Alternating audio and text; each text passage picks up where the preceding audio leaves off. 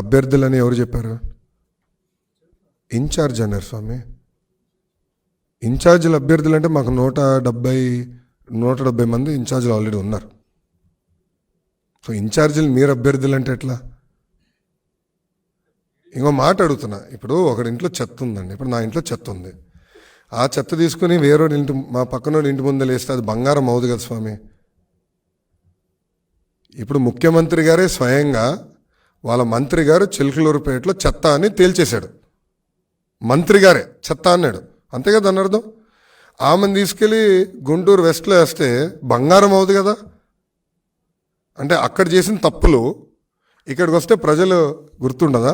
ప్రజలు గమనించారా? అంత అద్భుతమైన అభివృద్ధి, అంత అద్భుతమైన క్యాండిడేట్ అయితే అక్కడనే పెట్టాలి కదా. చిలకలూరులో పెట్టి గెలిపించుకోవాలి కదా. అంత బాగా చేస్తుంటే, ప్రభుత్వానికి అంత వే ఉంటే వై నాట్ 175 అంటే అక్కడనే పెట్టుకోవాలి కదండి. అక్కడిని తీసుకొచ్చి ఇక్కడ వేస్తే అది ఎట్ట కుదురుతుంది? సో ఒకరి చెత్త ఇంకొకరి ఇంటి ముందు వేస్తే బంగారం కానే కాదు. చెత్త చెత్తే. అది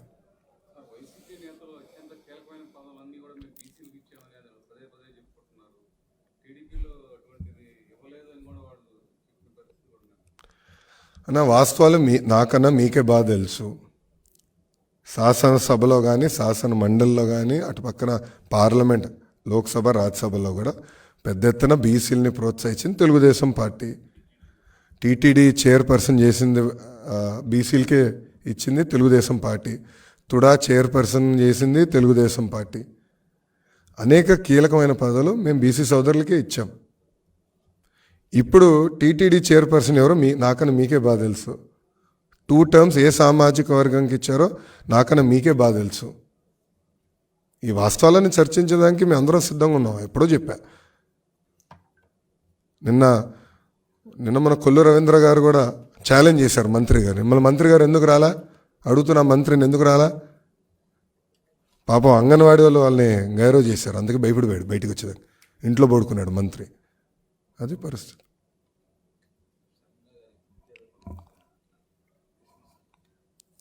అంటాం కాదండి, అది పంపించారు, ట్వీట్ కూడా చేశా. అది నన్ను ఎందుకు అడుగుతున్నారు? ఏంటి వచ్చిందని నేను చెప్పా అంతే.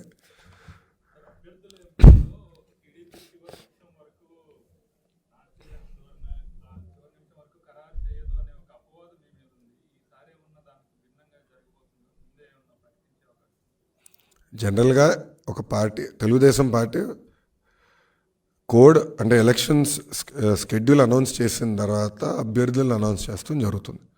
జనరల్గా ఏ రాజకీయ పార్టీ అయినా మెజారిటీ క్యాండిడేట్స్ అట్లనే అనౌన్స్ చేస్తారు. వైకాపా కూడా అంతే. గతంలో వైకాపా అంతే, కాంగ్రెస్ అంతే, ఇతర పార్టీలు కూడా అంతే.